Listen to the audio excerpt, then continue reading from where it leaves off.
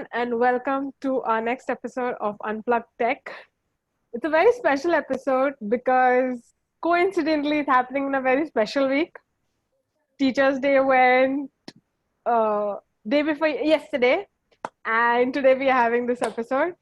So, uh, first of all, everyone will introduce ourselves. I'm Meher. I'm a developer, consultant, hardcore WordPress expert. Uh, this is my pet project. Love it. Having fun with it. Started it because I got a lot of interviewed myself. So now getting a chance to be on the other side of the table and interviewing people. Our my co-host, Ferry Dharawat, I'm putting the mic to you. Introduce yourself. Okay, that was lovely introduction. Seriously, I mean, so what would happen is we would always, okay, we have to introduce ourselves. It's so like you get conscious. I'm so happy that you did this really nice. Okay, so introductions are always tricky. Like we have done so many things. I mean, I'm not saying it in this way, but okay, I'll keep it short. I'm a writer. I've been a writer for around 10 years, and now I'm doing this because I am a content person, and videos is also content. And again, same way, even I was interviewed, and this is like giving back. Like I would love to meet new, interesting, inspiring, and insightful people. So that's how we started. And yes, that's all about me. So Chandraprabha, now it's here. Thank you, Ferry. So it's so great to be, with women who work in tech. Firstly, so thank you for having me here. My name is Chandraprabha Sharma. I am the CEO and co-founder of Samvarta Foundation, or ESF. ESF is an award-winning NGO that works in public policy innovation for sustainable development. So what we basically do is we consult with our government partners on how to solve pressing matters of sustainable development. And the way we do it is we sandbox ideas at the grassroots, and we will see how they work, and then lessons from those are discussed with public policy makers. So that's what we do. ESF is award winning. We won the Paryavaran Mitra Award in 2019. We've also been felicitated by the Municipal Corporation of Mumbai. And we also won the Swachh Bharat Award from Nagar Nigam of Ayodhya in 2019. So it's been a good journey. We're barely more than 2 years old, so we're relatively young as an organization. And even as young in terms of composition of our team members, I think around 80% of ESF's team is women. So that's another thing that I really like about the organization. And that's basically about me. That's so nice. I mean, wow. I mean, that's all we can say. Even in 2 years, it's like, it's amazing. It's amazing. And we're so glad to have an interview focused on something like this, because teaching is such an integral part of our lives. And, it's the education system needs a lot of revamp, and any initiative or NGO taking active part in doing something about it is always a welcome change. So thank you. Really, thank you from me and from our listeners. I was so happy, like when, okay, we have this is interesting, So yeah. I'm happy that in 2 years you all have got so many awards, You all are a very striving team and a youthful team, I've been closely working with ESF, and I know how much hard work you all do out there, even in this COVID time, you all are out there, you all are helping. You're not only helping human beings, you all are helping animals, you all are helping everyone.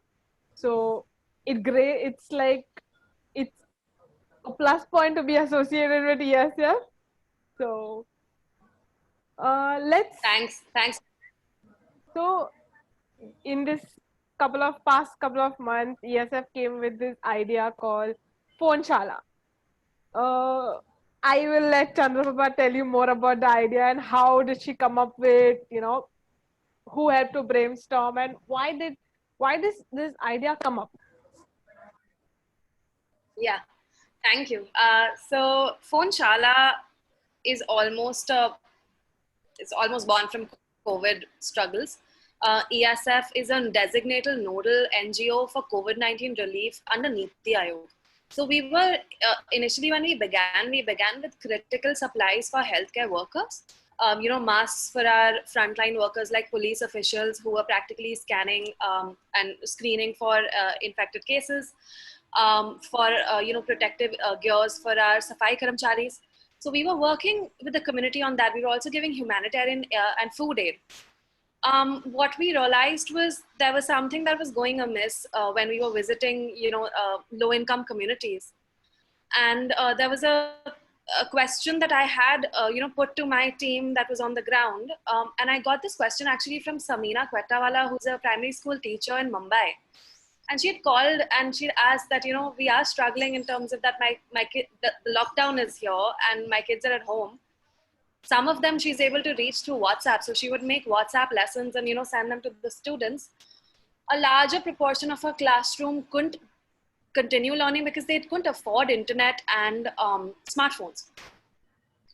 So, I told Samina, hey, Samina, keep doing what you're doing. Let me see what I can do. And then I also checked with the ground team and they said that, when they visit the low-income communities, yeah, we're giving food, we're giving, sanitizers and protection equipment, but the kids look like they don't have much to do. And that is what kind of, took me aback because I've also been a teacher of at-risk students.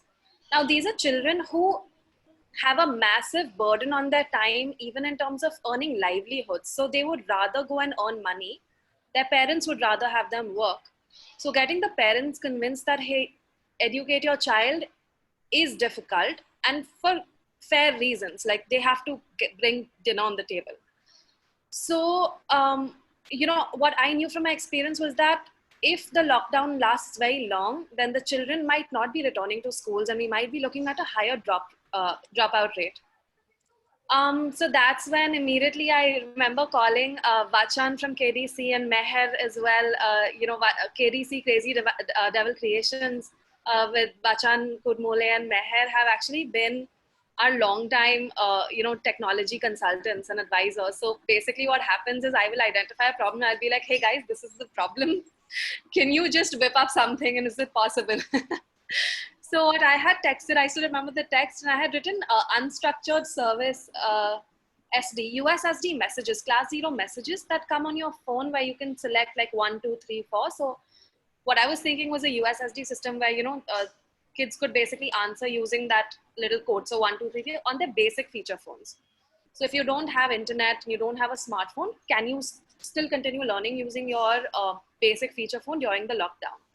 So Vachan and Meher were like, okay, we can actually think of something. Just wait, let us come up with it. And then they came up with an IVR solution, a brilliant IVR solution on a toll-free number. So the technology development was completely KDC, our partners. And then we rolled it out and we realized that besides the technology, we need to set up an ecosystem where we sort of basically curate lessons. Now, there was one idea where text to speech was possible. You could have text stories and, I think there are other ideas that are going on. But from us, Bachan is also very passionate about education, Meher as well, my entire team. Education for us is important. And a lot of people ask us this, that, okay, if you're an environmental organization, why education? We don't think that you can raise a conscious and eco-conscious generation of future leaders without education. So what we see is like a power, very powerful tool to have these citizens really be very aware about their actions and their livelihoods and, the effect of that on the planet. So that's why education is very close to our hearts. And then when we thought of text to speech, we realized that it's going to sound very automated. So what should we do? So there were a lot of very dedicated teachers, who were facing the same thing. So they said that we could curate lessons. And then we had real teachers recording their audio in a lesson. Rinal Raibode, Samina Quettawala, who had first called, they were actually making these lessons. And now the group has increased massively. So now we have roughly more than 100 to 200 educators who are constantly churning out, lessons. We are partnered with St. Teresa's Institute of Education in Mumbai. And they are, they're currently, their students are getting trained as teachers, as future teachers. So STI's management generously, offer that we could make PhoneShaala their community project. So they basically, it just blows my mind to think of the fact that aspiring teachers are doing this as a project. For us, that means that, there are not just the children who are getting a solution during a pandemic, but even teachers are getting experience into disaster resilience in education. So how do you ensure that education can remain resilient no matter what? One of the things that we realize is that COVID is probably a premiere or a preview to climate change disasters. And whether it's pandemics or climate change disasters, we know that the low income community or the disabled or the marginalized are at the front lines. When there's a heat wave, we can turn on our ACs. When the temperatures are dropping, we can turn on our heaters. We can afford like warm clothes and food. It's the poorer communities who can't, and that's why we just took this opportunity in a way from COVID to really try to make education resilient to disaster. And then we had all of our partners, KDC, STI, St. Teresa's, and Valthana as well. They are a NBFC that funds low-income schools. So they are also on board. So yeah, it's just been a really good experience, and I'm so grateful to the entire ecosystem and all of the partners who came together to make this reality. That's really amazing the way you put it out. It's so easy, and wow, I mean, we are really happy that something like this is here, because when some pandemic, right, people don't know what to do, and adaptability is key. And using a simple phone, and making it so accessible, I'm sure it's going to be very powerful and very successful.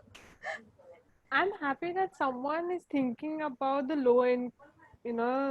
uh, lower income people. Otherwise, everyone thinks, yeah, we are all, we have Google Meet, Zoom, WhatsApp, Instagram, websites, everything, we'll get out the lessons out there and get it done. But there is some community thinking about the lower middle class people, because they also have the right to educate themselves. And I do understand that, people will be like, why to spend money on phone and all when you can go and put food on the table. I do understand that situation as well. So I'm happy that at least someone is taking that initiative. There was a story of a farmer who had to sell his cow to buy, and the cow for farmers is a big deal. It's like Yes. wealth that they have.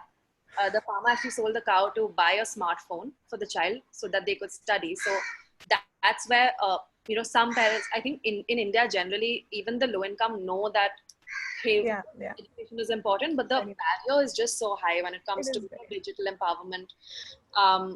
So that's why like PhoneShaala, just and what we actually researched, and Vachan had, KDC had this whole research being done in terms of what technology options will be great.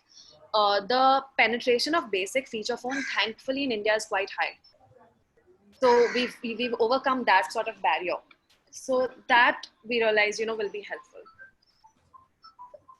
That's really nice. And again, it's so accessible, that it's so simple, but that simplicity is often complicated, right? And when you try to work around it, that's when you achieve success. So since PhoneShaala has grown in very short span of time, a lot of professionals might have also been part of it. So if professionals who are like working from 9 to 5 or 9 to 6 or 9 to 7 okay, long working hours, how can they contribute, like people like me and people like who are working and they want to do something but they just don't know time? And again, the USP of this entire wonderful initiative is accessibility. So if they want to be part of it, how can they be part of it? Thanks for asking that question, Ferry. It's so close to, that question is actually very close to ESF's heart as well. My co-founder and I, Abhishek, ESF wasn't the first thing we started. We started an environmental club back in our college. So at Symbiosis International University in Pune, we were like, hey, aspiring engineers studying for the future, how aware are we about the real problems that are faced by the world, and are we really using our skills as professionals or training future professionals to really be aware of and really be able to solve these problems. So we started the environmental club, the Green Cell and Symbiosis. And that was the main vision. And then we realized that, often with social service, what happens is people think that, oh, I'll have to leave my job to really solve a problem. I'll have to start an NGO or become an activist. ESF actually thinks that you're good where you are. You're already contributing and, like having a career for yourself as well. If you just take your time and skills in a way and just contribute it to sustainability. And that's actually why we have a program for corporate volunteers, or we have programs for interns, students who've just graduated, where we have a very direct focus on, hey, join us as a role for your future field. So we have video filmmakers, for example, video editors, we have graphic designers, we have marketing students who just passed out of IIM. A lot of them, people around them will think, oh, what is the relation between the degree that you got and the work that ESF does? It actually has a lot of relation. Any work for sustainable development or environment needs all these skills. It's not just about knowing your environmental sciences or, knowing social work or having a degree in social work. We're looking for video editors who can create really good videos that can turn people's hearts and minds to become more eco-conscious. We're looking for marketing professionals who can use their skills to persuade somebody to buy a product. But here, and this is something I tell my interns a lot, that, if you do marketing for environment, you've actually overcome a very serious barrier. You overcome a very serious barrier if you've done marketing for environment, because here you're changing habits and lifestyle, which is way more difficult than convincing somebody to buy a product. So, using marketing skills that way. So I actually should highlight that we have, even for PhoneShaala, we started, I think, one of our earliest professional volunteers who came in, I think Meher will correct me if not, Spandan, we had Amita and Devyani actually join us, and these guys are architects and by profession, and they're graphic illustrators. And the minute they realized what ESF is doing for COVID, they quickly went on the drawing board and, drew like really nice illustrations for us, graphical ones, that feature in a lot of our reports. So those kind of skills, and who else do we have? We have Nidhi Mehta, who is a recent graduate from IIM as well. She helps with her management skills. There are two students who are pursuing legal studies and management. So they are helping with a lot of PhoneShaala. Because PhoneShaala is not just, it is technology, but it's also managing that entire ecosystem. So yeah, I mean, thank you for asking that question. Actually, PhoneShaala can use a lot of these skills, the professional skills. And if anybody can just spare, say 2 to 3 hours a day, or even 1 hour a day, just, yeah, let's make magic together.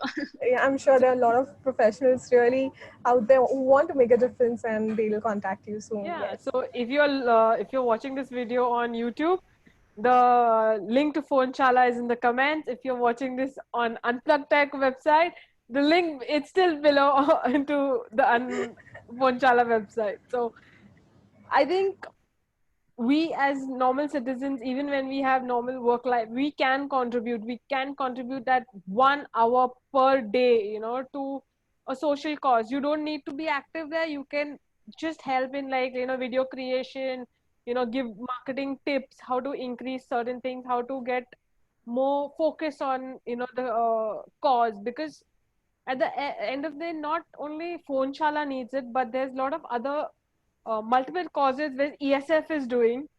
So, if anyone can help, just like on a Sunday afternoon, you're not doing anything, you can spare that 1 hour, because you have that skill, you have that potential, just spend 1 hour. I think everyone will love it.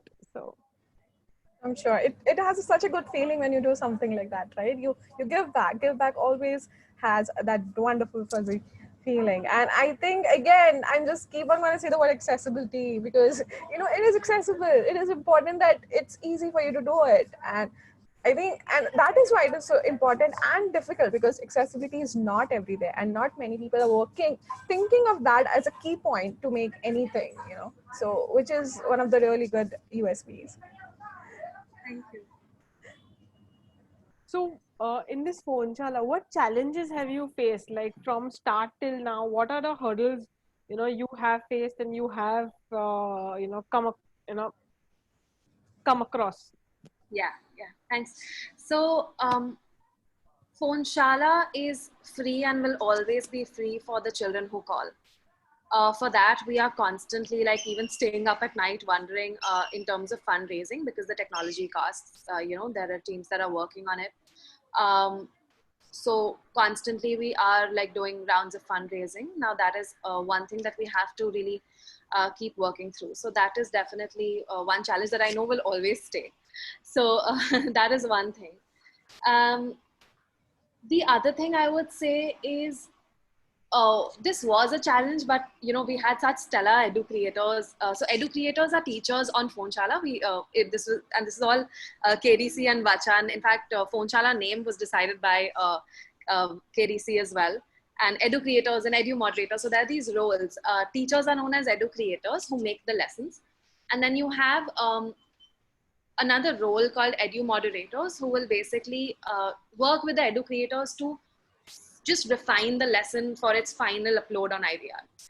So the first challenge that I think we did realize was that, hey, okay, you can teach English, you can teach math, you can teach social studies, environment. How do you, sorry, I counted math, but the question was, how do you teach math on phone, on audio?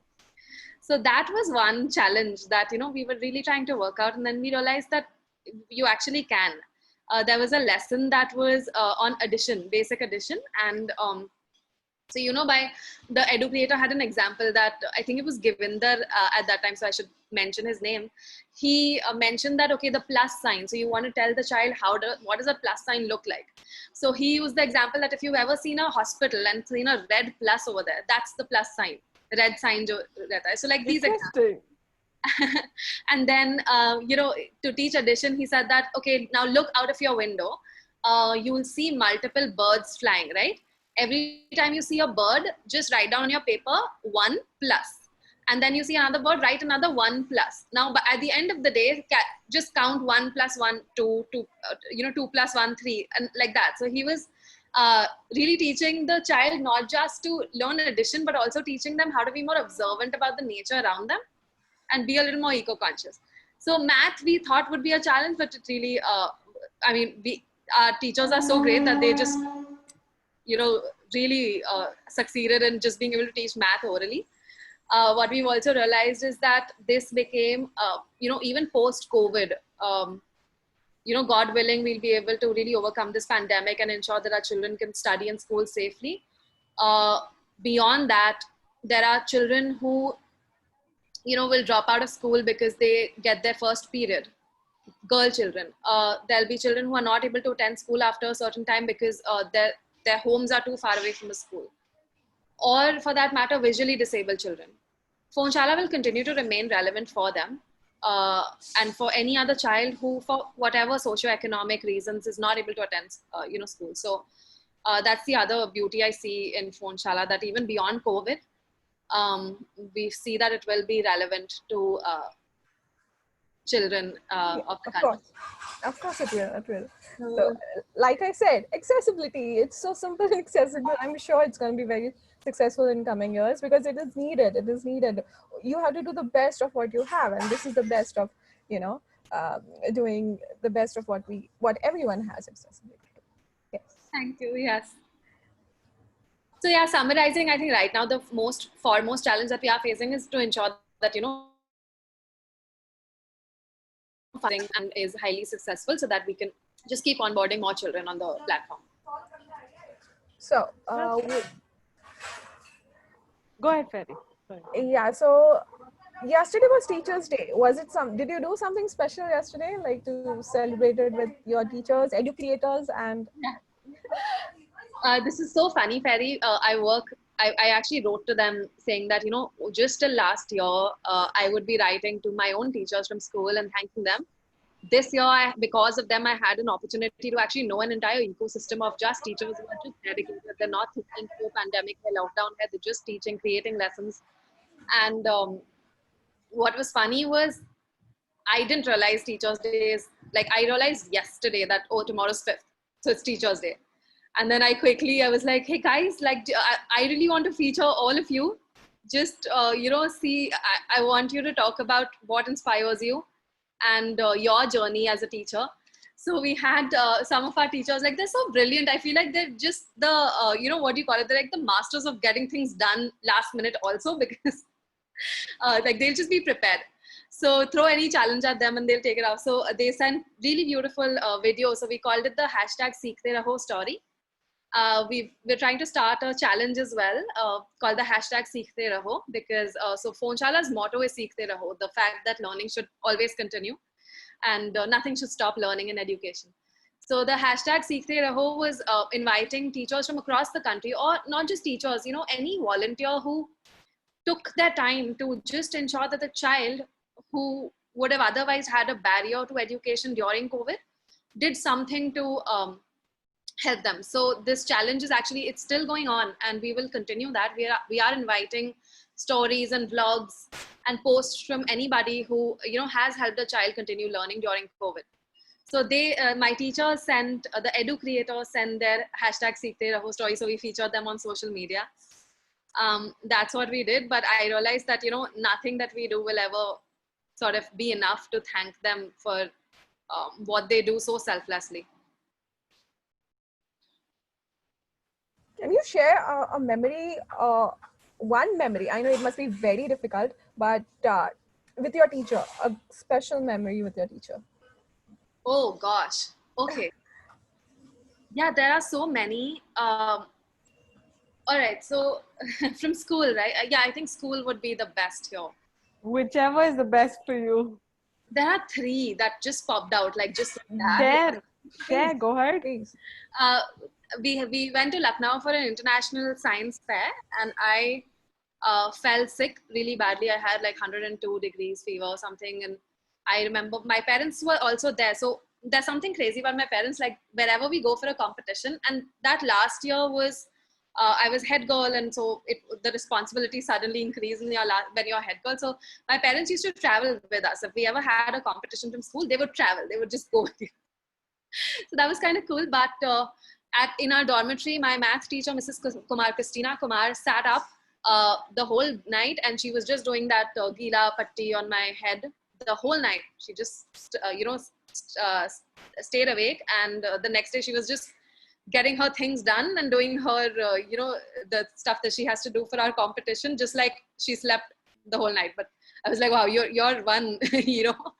And then we had a little bit of an issue very unfairly to a teacher, and it was, I mean, we're seeing it right now with the media trial and everything. And then that issue happened, and because I was head girl, the media would call me, and we were at another competition, and I started getting a lot of calls, getting hounded on the telephone. And my teacher, Mrs. Nair, she takes my phone from me, and she takes it and she says that, oh, you need to stop bothering my child. This is her mother speaking, and I will call the police. Like, she's saying this to the media, like, you need to stop calling my child. And I was like, wow, these guys are just amazing. Like, it's not wrong when they say that school is your second home. Yes, school is our second home. Yeah, so these guys have always like very motherly. I went to Queen Mary School in Mumbai, and they would see me running around as head girl, and then they would call me in the staff room. They like, you eat first. So yeah, just crazy memories that I'll always cherish. Yeah, when you're talking about school now, all my memories flashback how, we used to, like, there were times where we used to, we used to sit and do so much of work, and then teachers were like, Baba, take a break, it's okay. You can breathe. We do understand you're overloaded with work, but just take a break, go chill, go play basketball, go play throw ball. They used to encourage, because curricular activities is very difficult to encourage, because people more encourage on study. Like, kids lose out on play games, go out there. Like, even today's time, there are a lot of kids focused on mobile phone playing. You play games on phone, you play everything on the phone.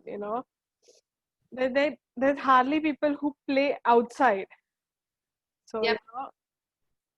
And this was something, Meher, that we realized that we need to inculcate in PhoneShaala as well. There were a lot of questions in the beginning being asked that, okay, because, how do you keep your curriculum relevant in a way? We realized that across the country, there are so many boards, CBSE, ho gaya, your state boards, all of them, ICSC. If we had a curriculum-based approach, we would remain relevant for some and not remain relevant for the others. So Right. when we spoke to our teachers, I do creators and edu moderators, we discussed that we're not going to try to be in a race to finish syllabi of one specific curriculum. We are teaching concepts, we are teaching values and concepts. So just to ensure that 1+1 in math is going to remain the same no matter which board you're from, so you need to sort of inculcate the concept and not worry about, okay, what does one syllabi textbook say about this particular concept. That's okay. The other thing that Meher, you mentioned about extracurriculars, we realized, and this was again the research we were doing in the formative days of PhoneShaala, that so the Chief Justice of India at that time said that there's cognizance that needs to be taken of for the children whose cases of child abuse has increased. So during the lockdown, the Chief Justice mentioned that we're expecting an increase in these child abuse cases. So school was always a escape for that sense for children who are facing child abuse. And we wanted PhoneShaala in a way to be that escape. We know that we can't completely solve that problem, but to have that voice and that voice of comfort and, encouragement. So we introduced another subject called life skills, and life skills talks about, things like empathy, things like values, and things like just, there was one very beautiful lesson. I think multiple educators have done it for different classes. Ankit Agarwal has done it. I believe one fabulous teacher from STI, St. Teresa's, has done it. It's called Magic Words. So to teach children about magic words and how to use them in your daily life. There is one on handling criticism. There's one on mental health. So, we're trying to make sure that PhoneShaala caters to these values as well, not just completing syllabus. Can you share a bit on magic words? It sounds so interesting. What kind of magic words? Yeah, so I think there was Ankit made the story on Fatima, who was a magician, and the magic she could do was bring smiles to people's face. So that was the magic she could do. That was And the smile was through these words. So then Ankit described magic words through the daily, activities that the magician Fatima did. And so she used please when she needed something. She used thank you. She said, well, you're welcome. Then someone thanked her. And she said sorry when she had made a mistake. So, and then just to equate the fact that, and a lot of children are fascinated with magicians and magic, but just to tell them that, you are doing daily magic just by making someone smile and making them happy as well. And the fact that even as a child, you have the power to make someone happy. Very few people realize this, but what you said is so true. Thank you. That's really nice. I mean, it's wow. It's simple. Again, I'll go to the simplicity. It affects many people because it is simple, and that's why simplicity is not easy. It's very difficult to achieve, and that's why teachers, role of teacher to make a lot of kids students understand at the same time is very difficult, and it's also underpaid job and blah blah blah, but yeah. Yeah. So that's interesting. Can you tell a bit on empathy as well? I mean, these topics you just said, I'm like, okay, I want to know about this. Yeah. Empathy, I hope I get the educator's name right. If I'm not wrong, it was Larissa. I don't want to miss out on, somebody who, while I'm talking, I'll practically just open it up, in fact. So, Sure, please. I don't want to miss out on my educator. So empathy, we added one little thing on empathy at the end, in fact. They described empathy as, basically when you have empathy. Understanding empathy is important when you understand that if someone comes to you with a problem, you don't judge them to say that, oh, if you had done this, maybe this problem wouldn't have happened to you. All you have to do, and often with empathy, it's like when someone shares a problem, often not giving any advice is also a good way to, to empathize, and just being like, what, maybe I can't help you, but I'm here to, in case you need anything, I'm here. Just to let them know that, hey, I understand what you mean. So basically, just be a pair of ears where they can just take out their anxiety or Yeah. their thoughts. So I often say, like, if you want to know, listening is very powerful. So just listen something for 2 hours. How does your body feel? Does it feel tired? That's what active listening is. Active listening is not passive. How often it is usually thought so about. So yeah. Yeah. So Vanessa Fernandez from St. Teresa's actually made this lesson, and I remember that she had done a. So she mentioned that, you know, if a friend comes to you with problems, Vanessa said that you can actually say things like, "I understand how you feel. This must be so hard. I really want to help, and I'm here for you." So just not just telling them what the concept means, but also to teach the children that this is how you handle the situation with empathy. And then, you know, I really like this point where she mentioned talk to your friend only if they feel comfortable and want to talk. Do not force. Do not just expect them to, you know, share. So I really like that she tackled these things, and these are very nuanced topics. You know, to actually mention this. So she did this, and then we added one feature to this lesson, that empathy is not just to human friends. It's not just to a friend who is a relative or something. Empathy is also to animals, to plants, to nature around you, all of that, you know. Anybody who, and just to make them realize that animals feel and plants feel. So we added that little nugget at the end, that, you know, put out a bowl of water for your bird friends, and you know, put out some seeds for them, and don't, and you know, if anybody tries to throw a stone at a dog, then try to stop them, stuff like that. Yeah. Empathy, I think what you just said is amazing, and I think it's relevant even for grown-ups, and I think not many people know about it, and that's really nice. You know what, I would love more people, like friends and colleagues, to also tune in for this and know a bit more about empathy. Thank you so much. There is, in fact, for adults, yesterday we had a very fascinating call. In fact, oh yeah, I forgot to mention this. We actually had a very good start to our Teachers' Day, because we spoke to a teacher who has been using PhoneShaala for his children, Mr. Rajesh Patidar, who is in Mahau, MP right now.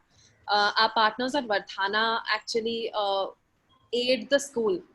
So we started our day with talking to him, and he mentioned one very important point, that this is something you were anticipating as well. He mentioned that there are sometimes when parents want to know what is being played, so they'll listen as well, and they'll also learn, and like they'll also listen, and then they'll teach their child. So that's also happening. He actually knows mothers and fathers who are listening and then helping their child as well. So you know, like you rightly said, that adults also need to learn empathy, and actually that is one of the reasons why in our script, so we have certain guidelines on how educators can make scripts. So we mentioned early on, I think within first week of PhoneShaala's lesson curation, we told them that let's avoid using the word children. Let's use the word learners or listeners, just because maybe there's a mother out there who's also trying to learn and teach it to her child. So that was one thing. You're muted. You're muted. You're muted, Ferry. You're muted. Yeah. Okay. Small things make big impact, and this is such a good example of it. We were just using listeners instead of children. I think this is huge, like amazing. Yeah. Thank you. So, like, since you know a lot of teachers, teachers have been teaching kids. So, how does the entire PhoneShaala work? So, like, if I want to connect, say, my house helps kids, or spread the word out, how can you, in brief, how does it work? Like, how does a normal person, because at the end of the day, I know it does give you all a costing as well, the toll free number and all, but how does it work for us? Like, how do we go about it? Right. Thanks, Mahar. So right now, because we're in the pilot stage, what we do is we have a whitelisted list of numbers. So whenever somebody contacts us that, hey, I would really like this child to sort of take help or learn on PhoneShaala, we request for the number, and the IVR has a whitelisted sort of, what do you call it, like a gateway. So what happens is you feed the numbers to the IVR, and then if the child whose numbers listed calls, the IVR will take them ahead. So the IVR will ask, okay, apna, apni bhasha ka chunav kare, choose your language, or so because right now we have English and Hindi. The dream project is to expand to all regional languages of India. After that, the IVR says that choose your grade. So they'll select like whether they're in the 6th grade or 7th grade. And then we have choose the subject you want to learn. So out of the 7 subjects, they select which subject they want to learn. Now, the reason why we have a whitelisted approach is because the minute the floodgates open and we get too many calls, and often not from beneficiaries, there might be people who just want to test the system and want to see what it's like. If they're not genuine beneficiaries, that in a way, given that the resources right now are limited. So I'll just, before I actually describe it, the cost of one child's seat on PhoneShaala per month. So the cost of supporting a child per month on PhoneShaala is around 501 rupees. This will be expected to be reduced the minute we can increase the scale, the minute we can cover more children. The per cost child, the per child per month costing will reduce. The challenge is that right now, if we open up, if we don't have the whitelist, then we could have non-beneficiaries also call, and that will in a way steal the resource from other children. So right now we have 200 people who can call simultaneously. Children can call simultaneously. So that's why we have the whitelist method. But the dream project for KDC and ESF is to have PhoneShaala not have any whitelisting, to someday be able to be like, this is the toll-free number. If you have a child who you think needs help, they can just call.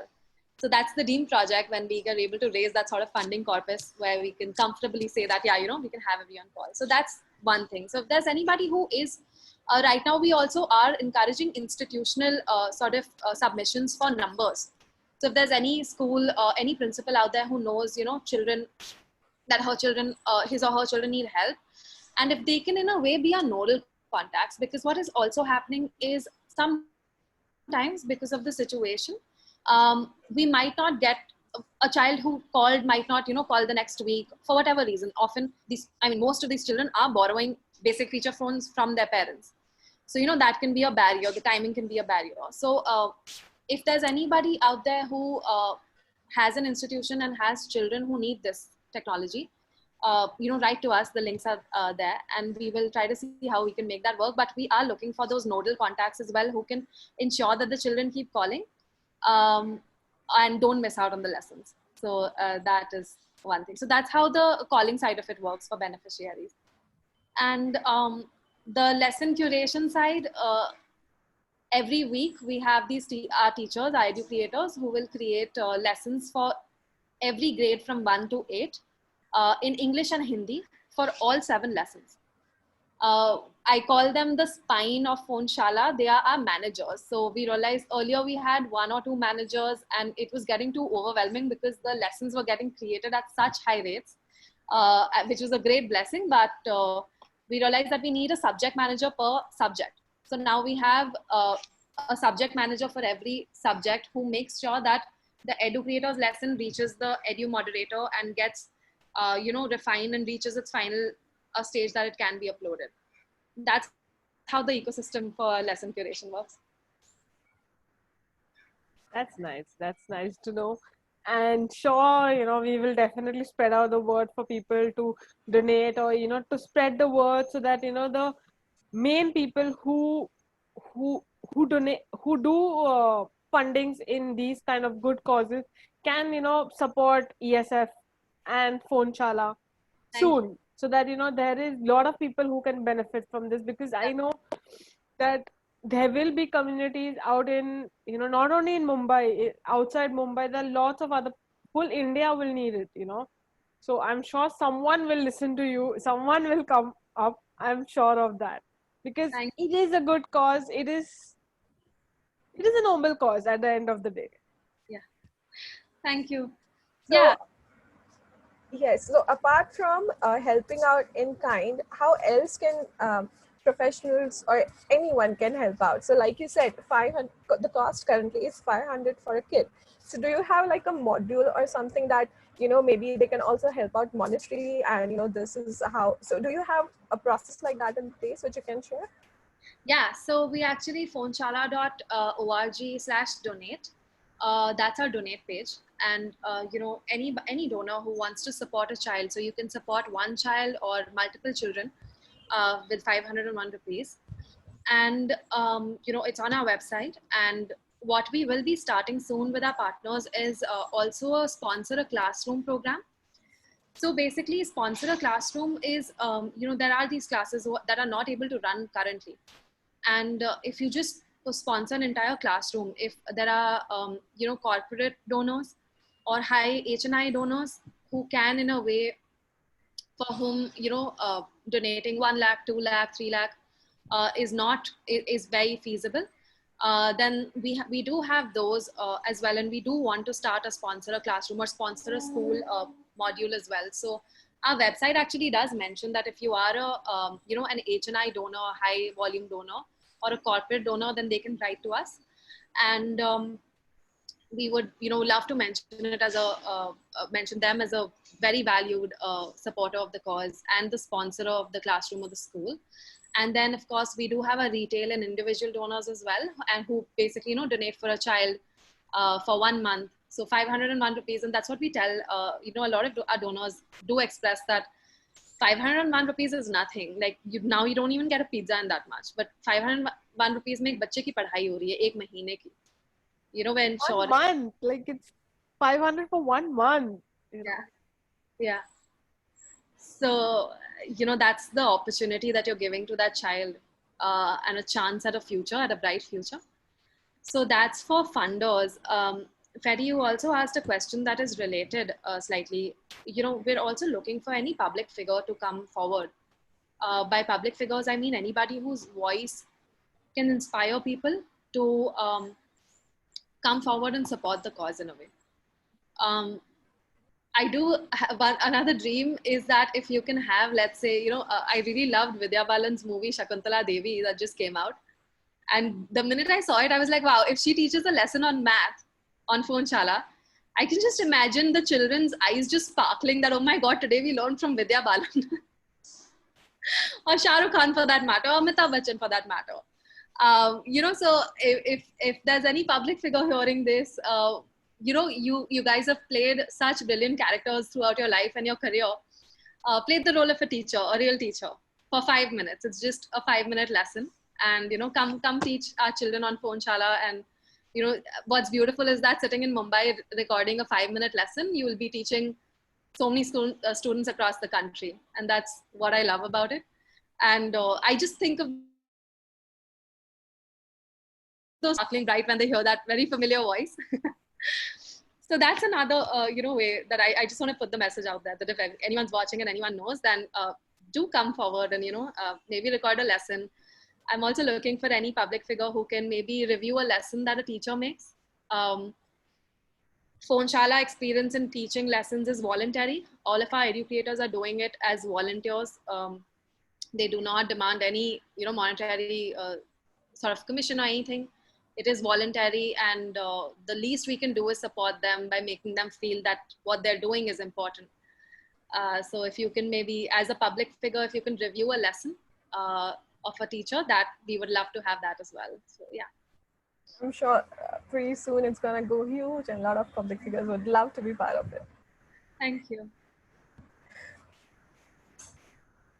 So now let's talk a little about you. Besides ESF, besides PhoneShaala, how do you go about your day? How do you unwind? What do you do?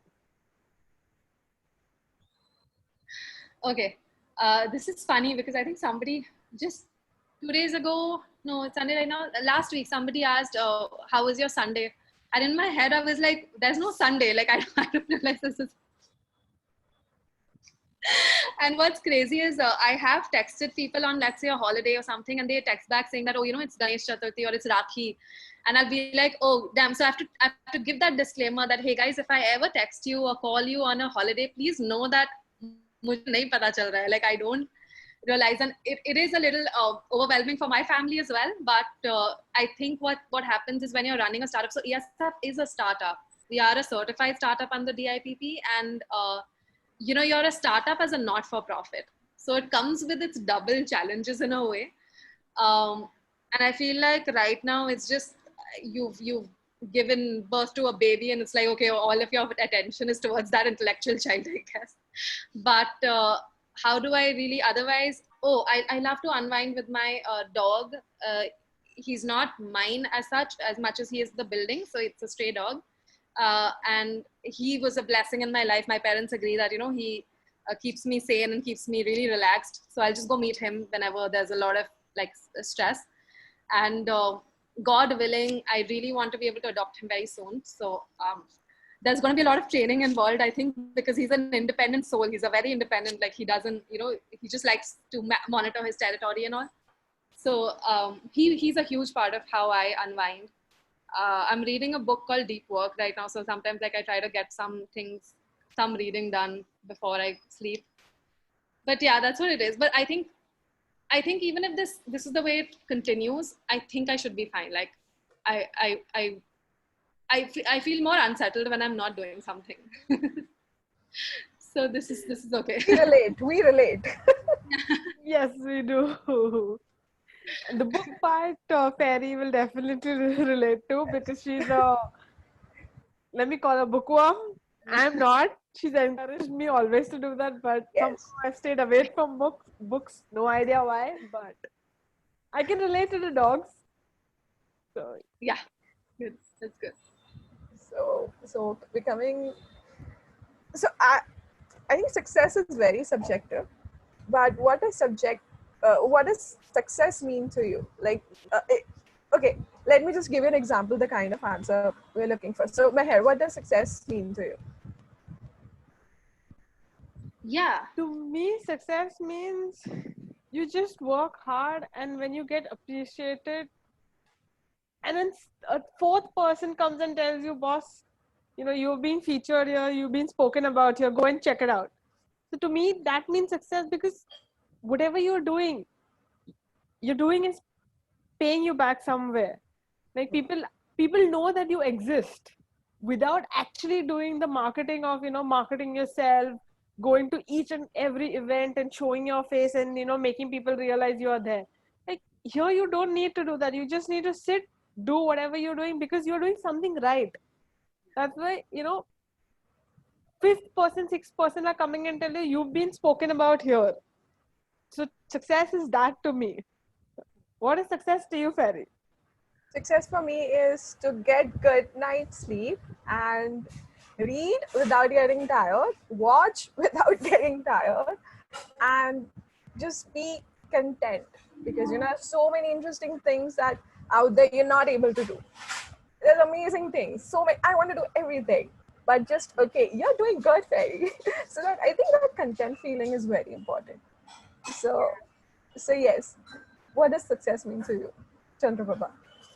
I love the content part of Ferry. I completely agree.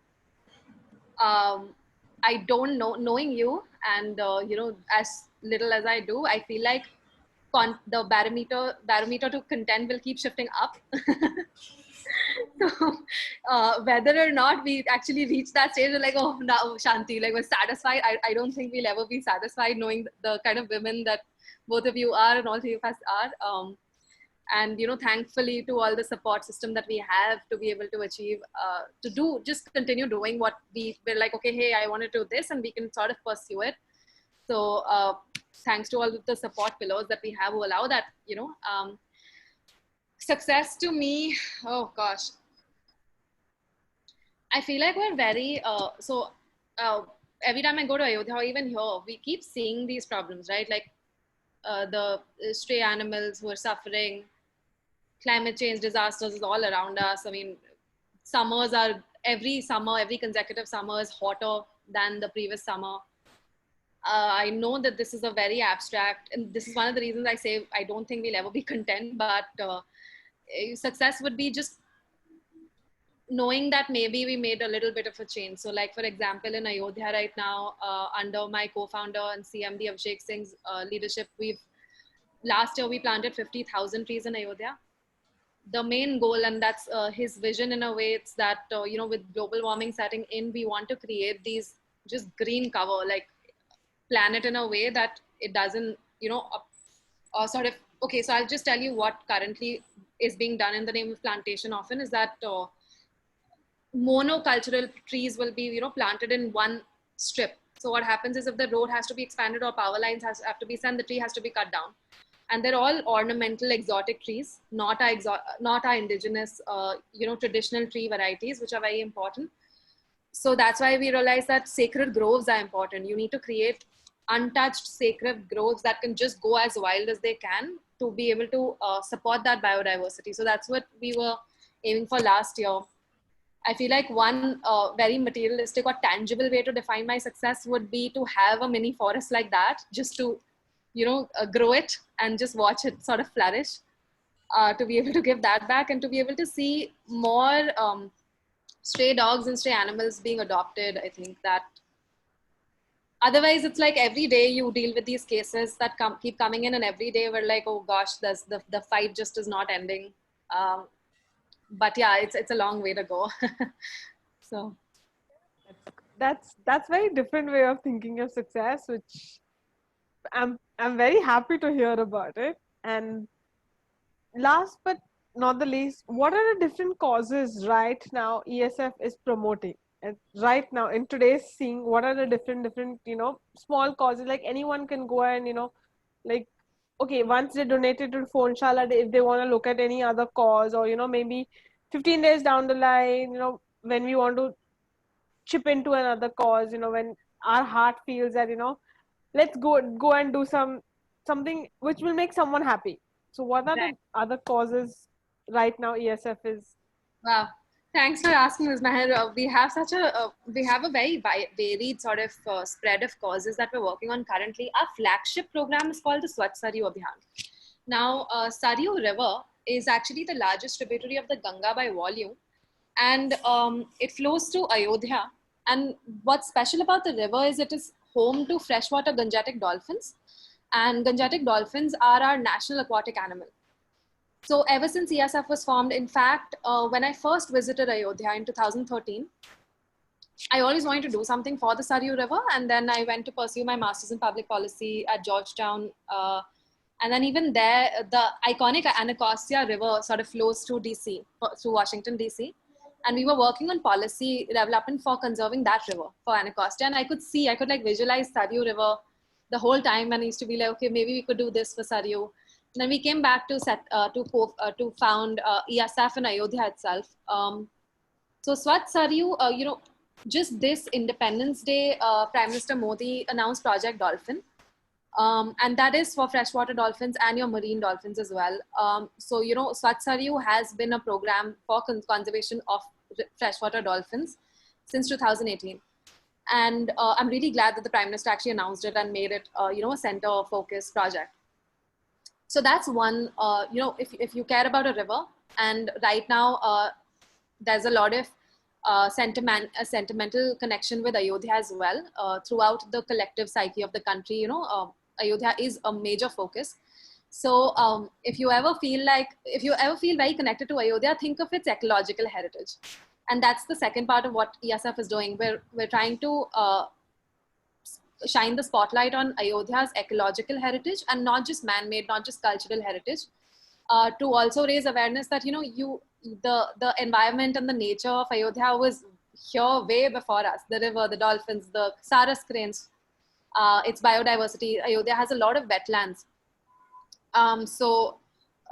Trying to raise awareness. So if anybody watching is planning a trip to Ayodhya, you should visit it for its natural heritage as well, for its ecological heritage. So we're trying to raise awareness about that to ensure that, this can be conserved, because the worry is that when development funds come, often development leaves behind environment in the race. So to make sure that, we're not choosing one over the other. So that's, and within that, we have the Jalkosh Abhiyan, which is for conservation of wetlands.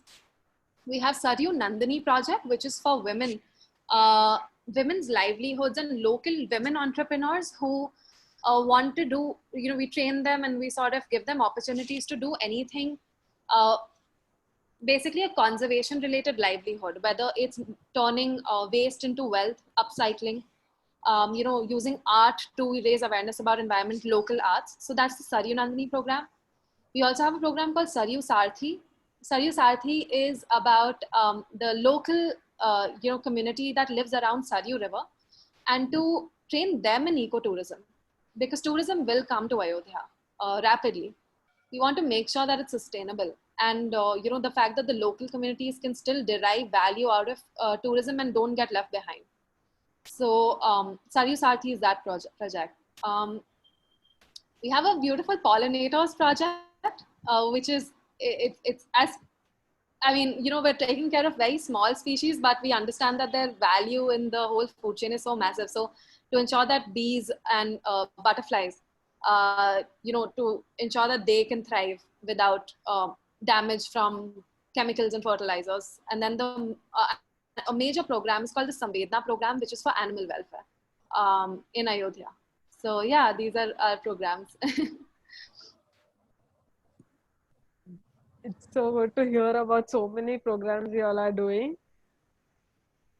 I would tell all my users, try and help as much as you can. 1 hour, 30 hours, 30 minutes a day, taking your time out and giving it to a cause which helps the nature, which helps people, which brings a smile to everyone. Even if you cannot see the smile, but the satisfaction of there is someone smiling out there, So go out, log on to ESF, log on to PhoneShaala. The links at the bottom. Contribute, spread the word, spread the message. Yeah. Thanks. Any last thoughts, Ferry? It was really nice to talk to you. So insightful. There are so many things that I learned, talking to you, and it's a really good initiative. Again, I would bring the word accessibility. I'm sure it's amazing, and you will have success. And just believe in it. And yeah, that's it. Thank you so much. Thank you for having us, and giving Thank us. you for coming and Actually. at such short notice. Yes. I know I have given you a very short notice, but thank you very much.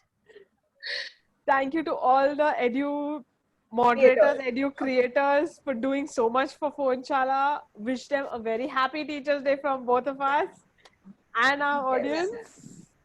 Keep up the good work. I'm sure your dreams will come through. I'm sure there are people who are going to promote this. Thank you, and thanks for Meher KDC and the entire ecosystem that has been helping us. Any sort of audience member there who is considering visiting Ayodhya, come see it from our eyes, come see it from the perspective of nature. And yeah, thank you for having me. Thank you. Thank you.